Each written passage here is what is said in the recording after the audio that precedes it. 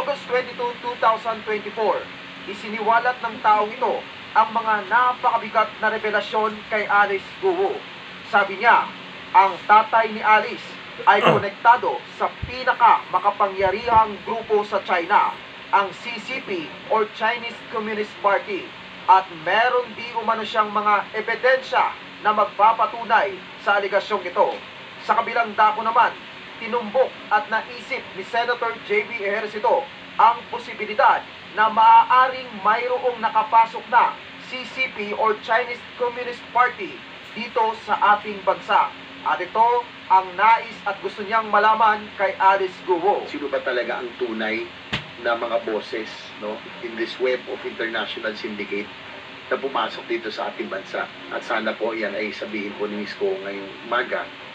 Pangalawa, sino, muli, nabanggit na, sino mga tumulong na pribado man o nasa gobyerno para siya po ay tumakas, dahil hindi na po pwedeng maulit ito na tayo po ay binabastos sa sariling bansa, nakatulong ang ilang mga nasa ahensya na ating pamalan. At panghuli ay pangatlo po ay Madam Chair, sino po ang tumulong kay Ms. Go na makapasok sa larangan ng politika hanggang siya po ay maging mayor? Baka mamaya po ay marami na humpain ang Chinese Communist Party, ang CCP. Dahil po sa ating dispute, mamaya sa iba't ibang lugar ay nakapasok na rin po pa sila. So yung tatlong bagay lang po ngayong umaga, alam ko po ay marami pa akong magtatanong, pero sana po ay masagot po ito ni Ms. Go sa umagang to. Ang CCP nga ba ang tunay na may hawak kay Alice? Ano-ano naman ang mga ebidensya na nakalap ng lalaking ito na sumusuporta sa naturang aligasyon? Well, gusto mong malaman ang buong kwento? Tara, pag-usapan natin yan. Chapter 1, The Source. Bago natin ipagpatuloy ang lahat, hinihiling ko po na i-like po natin ang video dahil isa po yung napakalaking tulong sa aming mga content creator. And please, tapusin niyo po ang vlog na ito para makita niyo po ang mga ebidensya na nasa may bandang dulo po ng video ito. Well, anyway, isang lalaki nga na mukhang Chinese ang naglakas loob na ihayag ang mga ebidensya di umano na magpapatunay na si Alice Guo at ang kanyang tatay ay konektado sa CCP. Ang pangalan ng lalaking ito ay David Zhang at pinapatakbo niya ang isang YouTube channel na nagngangalang China Insider with David Zhang. Sa kasalukuyan ay mayroon itong 1.1 million followers. Kung pupuntahan nga natin ang kanyang YouTube channel, ay makikita rito ang napakarami niyang mga video patungkol sa mga pangyayari sa loob ng China. Sa channel na ito ay makikita rin ang napakaraming mga kapalpakan na nangyayari sa loob ng bansa. Para kumpirmahin ang identity ng taong ito at para malaman kung reliable ba ang kanyang mga sinabi, ay binisita ko ang kanyang Instagram account. At dito nakita ko nga po sa kanyang profile ang quote na nagsasabing, "Only covers China negatively." At yun nga po ang kanyang ginagawa ngayon. Kinakalat niya sa social media ang mga negatibong bagay na nangyayari sa loob ng China. Lahat ng negative sa larangan ng politika, ng produkto, teknolohiya at marami pang iba. And to be specific, ikinakalat niya sa buong mundo ang kapalpakan ng Chinese Communist Party. So basically, anti-CCP ang taong ito. At isa nga sa kanyang naging content sa YouTube ay ang patungkol sa kaugnayan di umano ng tatay ni Alice sa CCP. At narito po ang video na pinamagatang Exclusive Alice Go's Father Ties to the CCP's United Front. Dahil sa mga detalye na binigay ni David Zhang ay maraming mga pumuri at nag-comment na maganda sa content na ito. Sinasabi pa nga ng ilang mga netizens na dapat ay ipresenta sa Senado ang kanyang mga nakalap na ebidensya. Nang mapanood ko nga po ito mga kababayan, ay sobrang humanga ako sa kanyang naging presentation. Kaya tara at himay-himayin kung ano ang kanyang mga sinabing ebidensya. Sa unang bahagi ng kanyang video ay pinagdidiinan niyang ang tatay ni Alice ay konektado sa CCP. Bakit? Narito ang kanyang mga ebidensya. Chapter 2, The Evidence. Sabi ni Zhang, ang apelyedong Guo ay isang malaking lahi sa China na partikular na nag-originate sa isang village na ito sa southern part ng China na katapat lamang ng Taiwan. Ipinakita nga niya rito na nag-e-exist na ang apelyedong Guo mula pa noong 700 BC. So sobrang tagal na nag-e-exist ang kanilang angkan. Alam naman natin na mahalaga ang ancestry sa China. Bahagi ng kanilang kultura ang pagtukoy, pagbigay importansya at paggalang sa kanilang mga pinagmulan na lahi.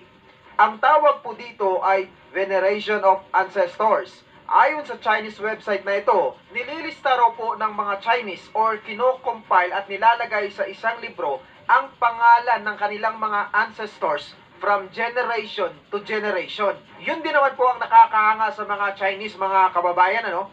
Grabe yung pagpapahalaga nila sa kanilang kasaysayan at mga ancestors na kahit yung pangalan ng lolo ng kanilang lolo ay na-record at alam pa nila. Dito sa Pilipinas ay mukhang malabo po yun. Kahit ako, kung ako ang tatanungin, hindi ko na alam ang pangalan ng lolo ng aking lolo. Ikaw, alam mo ba, kababayan? Hashtag yes or hashtag no. Please comment down below. Survey lamang. Ang pagpapahalaga po ng China sa kanilang ancestry at kasaysayan ay nagagamit nila ngayon bilang kapangyarihan. Katunayan nga, ito po ang ginamit nila para angkinin ang ilang mga isla sa West Philippine Sea. Sa China daw talaga ito, base po sa kanilang history. At hindi lamang yan, grabe po ang pagpapahalaga nila sa kanilang angkan. Kaya marahil ito ang dahilan kung bakit noong unang panahon, dynasty ang sistema sa China. So ang punto po dito, binanggit ni David Sang ang pinagmulan ng apelyidong Guo marahil ay para ipakita sa atin na malaki at makapangyarihan ang apelyidong ito sa China. Makapangyarihan dahil ito ay matagal na nag-e-exist sa China. Imagine po, before Christ era pa. At hindi lamang sa China, kundi kalat na rin po sila sa Southeast Asia at sa buong mundo.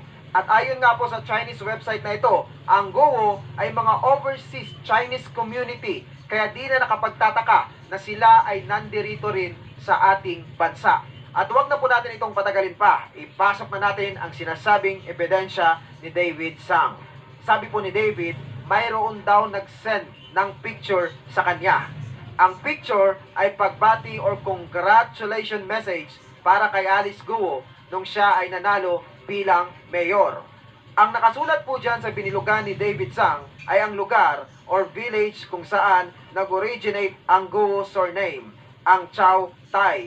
At nakalagay din po ang mensahe sa picture na family pride.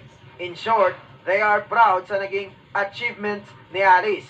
At proud sila na kamag-anak po nila ito. At ang mga picture na ito ang dahilan kung papaano nakita ni David Sang na si Alice Guo, ang kanyang tatay, ay konektado sa CCP. Narito at himay-himayin pa po natin. At sabi ni David, ang mga picture na ito ay mula sa 3 grupo ng Guo na nagpadala ng congratulation kay Alice nung siya ay manalo as mayor. Una rito ay ang Hong Kong Chow Tai Guo Clan Association. Pangalawang nagpadala ay galing ulit sa Hong Kong, ang Hong Kong Chow Tai Association. At ang pangatlo ay walang iba kundi ang Philippine Chow Tai Association mula dito sa Pilipinas. Ayon kay David Sang, malaking pamilya ng Guo ang kinabibilangan ni Alice at sila ay kalat overseas. Sa picture na ito ay nakita niya ang pangalan ng tatay ni Alice at mula sa isang Chinese website nalaman ni Sang na noong 2018 ang tatay ni Alice ay naging honorary advisor ng Philippine Chow Tai Association. And from 2018 ay pabalik-balik from Philippines to China ang tatay ni Alice. At ngayon, may nakakagulat pong nakita si David. Sa isang Chinese website, nakita niya ang tatay ni Alice Guo na kasama ang isang bigating leader sa CCP. At yun po si Zhou Peng.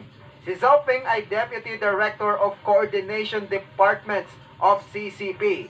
At dagdag pa ni Zheng, ang department na ito ay ang top spy agency sa China. Uulitin ko po, top spy agency. At dagdag pa po ni David, kaya raw magkasama ang tatay ni Alice at ang Deputy Director ay para i-celebrate ang bagong leader ng isang asosasyon na konektado din sa Guo family. At sa picture na ito, nakita ni David Sang na umaten ang marami pang mga leader ng mga asosasyon na may kinalaman sa CCP. Dagdag pa niya, ang mga asosasyon na ito ay kalat sa iba't ibang bahagi ng mundo at isa sa kanilang mga purpose ay magsalita para sa CCP. Nakikita nga din ni David na mayroong strong connection ang pamilya ni Alice Go sa CCP. Sinabi rin niya na ang samahan ng mga asosasyon na ito ay naglalayong kumalat sa mga bansa para makontrol ang ilang mga komunidad, lalong-lalo na ang Chinese community. At marahil para mas magawa nila ang pagkontrol ay nagdo-donate sila sa mga politicians o di kaya nilalagay nila sa posisyon ng kapangyarihan ang kanilang mga kasamahan. Marahil inihalin tulad niya ito sa sitwasyon ni Alice Go. At bukod dyan, ay marami pa pong mga ebidensyang nabanggit si David regarding dito. Panoorin niyo na lang po ang kanyang video. Pero ang malaking katanungan ngayon mga kababayan, gaano ba ka-reliable or acceptable yung sinasabi ni David? Gaano ba katotoo ang kanyang ebidensya? Well, kung ako po ang tatanungin mga kababayan, 50-50 po ang aking side dito. 50% na naniniwala sa kanya at 50% na hindi. Narito po ang aking paliwanag. Una po, 50% na naniniwala ko sa sinasabi ni David dahil sa behavior ni Alice Go ngayon. Dahil sa kanyang pinapakita sa korte na para bang mayroon talaga siyang malaking tinatago. At kung malaki ang kanyang tinatago, malamang sa malamang, isang malaking organisasyon din iyon. Kung naalala niyo po noong nakaraan, ay cited in contempt na naman itong si Alice Go. Kasi nagsasawa na ang Senado sa kanyang di umano'y pagsisinungaling. As in, wala po talaga silang napipiga. Magaling sa pagpigil itong si Alice Go. On the other hand naman, 50% hindi po ako naniniwala sa sinasabi ni David Sang. Dahil maaari hindi pa ganun katibay ang kanyang ebidensya as of the moment. Bakit? Unang-una, hindi niya alam kung sino yung nag-send sa kanya ng picture, kung saan talaga galing yung original picture na congratulation message para kay Alice Go nung siya ay nanalo as mayor.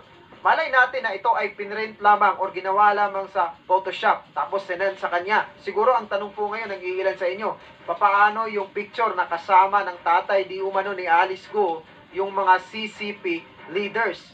Well, sa aspetong iyon po mga kababayan, maaaring ganito po ang naging eksena. Sabi ko nga kanina, pinapahalagahan ng mga Chinese yung kanilang ancestry.